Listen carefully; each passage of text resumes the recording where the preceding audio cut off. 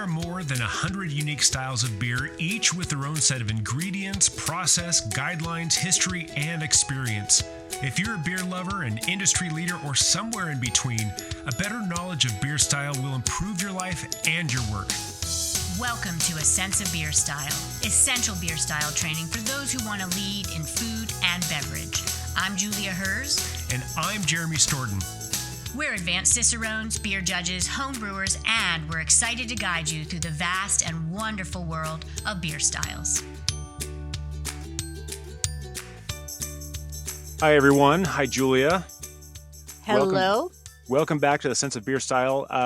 Today we're going to talk about alternative fermentables, alternative grain, alternative sugars, and really this is a category. We're going to talk about the entire category as one from the BJCP. This really gets into when we make beer. Obviously, our base is usually it's almost always malted barley. Sometimes, if we have other categories that we've already talked about, we're adding some rye or we're adding some oats or some other stuff. And there are specific categories that will that talk about those specifically, like an oatmeal stout. That is its own subcategory. This is for if we're talking about an IPA or a Kolsch or whatever that is made with alternative grains, either because they want to, the brewer is trying to play and get experimental, or even more specifically, this is that category for the gluten-free beers, not the gluten removed, not the gluten reduced, but the dedicated gluten-free beers. And I've got a couple things I just want to share with everyone. Just make sure you completely understand. There are those people who choose to be gluten-free because it makes them feel better to not have excess gluten in their diet. And that's fantastic.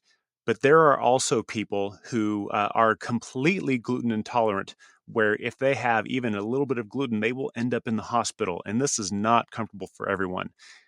I love this category because this is a beer category for those people who cannot touch gluten. And I've talked to people about this, and I've jokingly said these are beers where even the brewers they're not even allowed to think about a sandwich made on gluten-full bread, because that we need a absolutely dedicated gluten-free environment in which to brew these things. The other thing I want to mention based on that is, for those of you who are beer lovers and beer professionals, it's easy to dismiss this category as this doesn't taste like my normal IPA or my normal ... I think we're missing out on an opportunity. I think when we have a beer style that we know and love and we brew it in a completely different way, I want to pose a thought that we open up a completely new and interesting flavor profile by playing with different ingredients that are different from what we're normally used to. So look at this as an opportunity, not as this isn't my usual. Given that, Julia, let's talk about what kind of ingredients that might end up in some of these alternative fermentable beers. Sure. And so we're in the alternative fermentable beer category of BJCP 2021 guidelines. And the two beer styles within that are alternative grain beer and alternative sugar beer. What Jeremy kind of just hovered on was more the alternative grain beer. And it is an emphasis on non-standard brewing grains, rye, oats, buckwheat, spelt, millet, sorghum, rice. Mainly, those would be the base, right? Your base fermentable, whereas in most beer styles and BJCP style guidelines, it's malted barley or malted wheat, and it's a malted grain that's not what I just listed. That's important.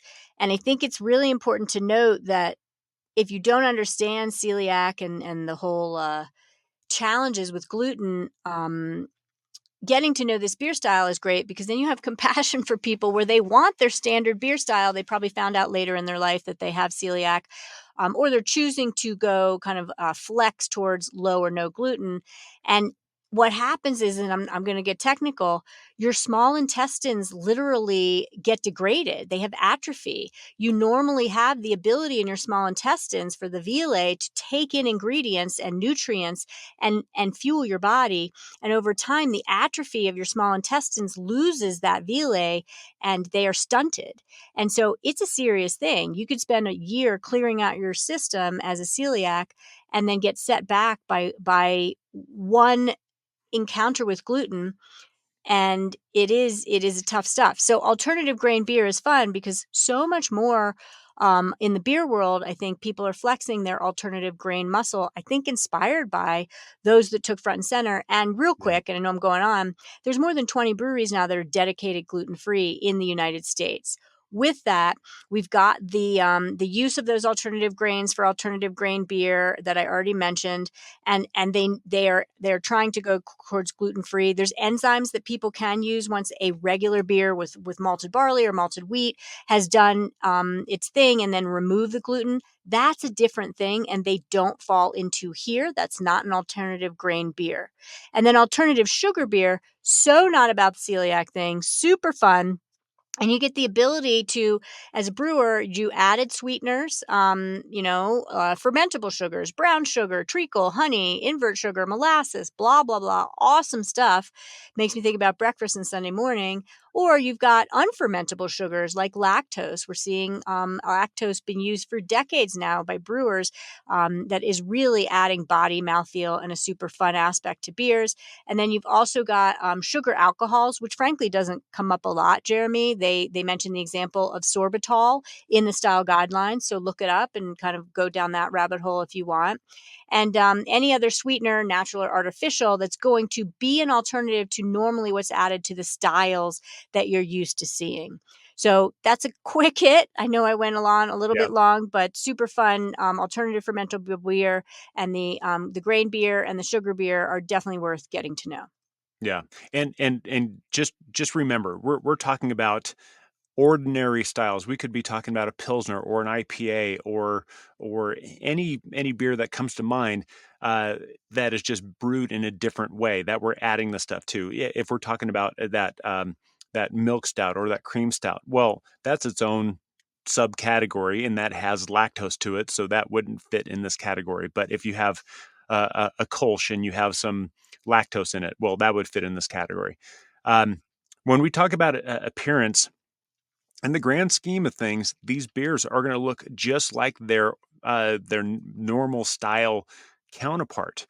But when you add a different grain or different sugar fermentable source, well, that can affect the foam, that can affect the color. You don't have to memorize this stuff, but just understand that when you change things, then things are going to change, if that makes sense. So if you look, for those of you who are watching, you can see this, and those who are listening, I'll tell you, I just poured a gluten-free. It came from the Haze from Ghostfish Brewery in Seattle. Fantastic, dedicated gluten-free brewery. This is their hazy IPA, and look at the foam on this beer. There's none.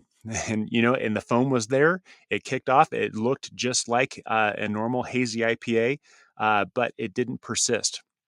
That's because we're using different ingredients, has a different protein load, a different foaming ability. And you know what? It's still tasty. It's still wonderful. Where everyone can sit at this table and drink what they want. Just understand the appearance is not going to be necessarily what you expect. What would you say about aroma when we get to beers like this? And I think I'm going to cheat, Jeremy, and speed things up for our listeners where Yeah. aroma, flavor, mouthfeel, Mm, it's this style cast, your sweet hosts who are dedicated delivering you all these styles. In this one, it's just not worth it to go through the nuance because it's so varied from what grain are you using, right? yeah. And then what sugar source are you using? So it's going to be a spectrum of things, and it's going to vary based on the ingredients that the brewer chose. Yeah. And so by that same vein of thought is a style comparison. Well, a gluten-free hazy versus a normal hazy, uh, well, different grains. So you kind of have to experience this for yourself. So I appreciate your thought, Julia. We can't give the play-by-play for every thing out there. You kind of have to experiment yourself. But just it's going to look and taste and smell and feel somewhat similar, but something's going to be a little bit different, and you may not be able to put your thumb on it. That's okay. Just enjoy it for what it is. Some of the commercial examples that we look for with the alternative grain beer, the ones that are listed in the BJCP, Blue Point, Rastafari, Greens India Pale Ale, Lakefront New Grist, New Planet Pale Ale, Rogue Morimoto Soba Ale. That's a fantastic beer. Voodoo Swimming Jeans. When we get to the alternative sugar, we've got beers from Bell's.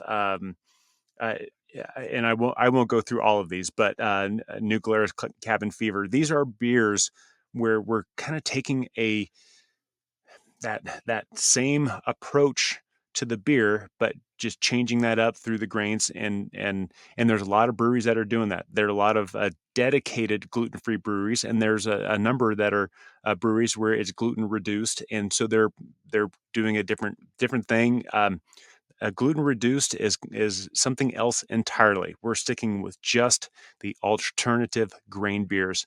So look for that. Look, gluten free is one of those big things that will tip you off that this is alternative grain. And yeah, I to avoid continuing to ramble. I mean, we could talk about so many different beers. Let's just kind of land our plane. We're going to skip vital stats. What would you want to pair with this stuff? How do we I'll approach it? do one stat before we go there Yeah, where and you can't easily test this unless you send it to a lab, and those that are dedicated gluten-free are clearly certified and backed by that yeah, because it's a yeah, serious business. Less than 20 parts per million of gluten can be detected and is allowable to be dedicated gluten-free. Just there's a good stat for you. And an alternative sugar beer, I want to add to the commercial examples, like for example, Hop Slam Double IPA, the sugar is honey. And boy, if you haven't had Hop Slam Double IPA, oh my gosh! And that's another one where yeah, it's a seasonal; they don't release it year round. Seek out Hop Slam, give it a try, and honey is part of it. It dries it out certainly, and that helps that beer along because Double IPA can get really big in alcohol, but it also lends, I think, some complex sugar notes that wouldn't be present without the addition of the honey that they use. So to pairing, it varies. It's have fun with it.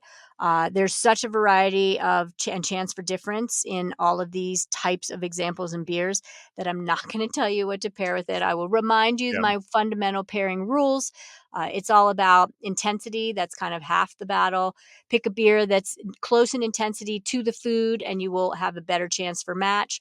And then you're looking for bridges, flavor, echoes, links, hooks of ingredients in the beer, bridging and hooking and linking into ingredients in the food. So you want things that are simpatico that would maybe have harmonies, right? Peaches yeah. on the plate with apricot notes from the esters in an American pale ale is a good example. And so go for those two things. And then also throw it all out the window. Do your test tastings. If you don't like what's happening, tweak it. I'll remind you that any pairing can be described as home run, 1+1 = 5. The beer makes the food better. The food makes the beer better. And or that's like 1 in 20 pairings, frankly, that I try or am given.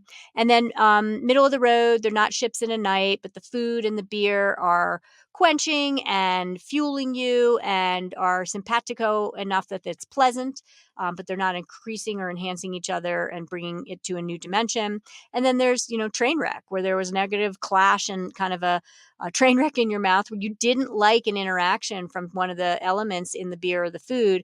And those are the teaching moments whenever you have a train wreck, try to describe what you don't like about what happened. And then you can tweak the beer or tweak the food and get to a better pairing from there. Yeah.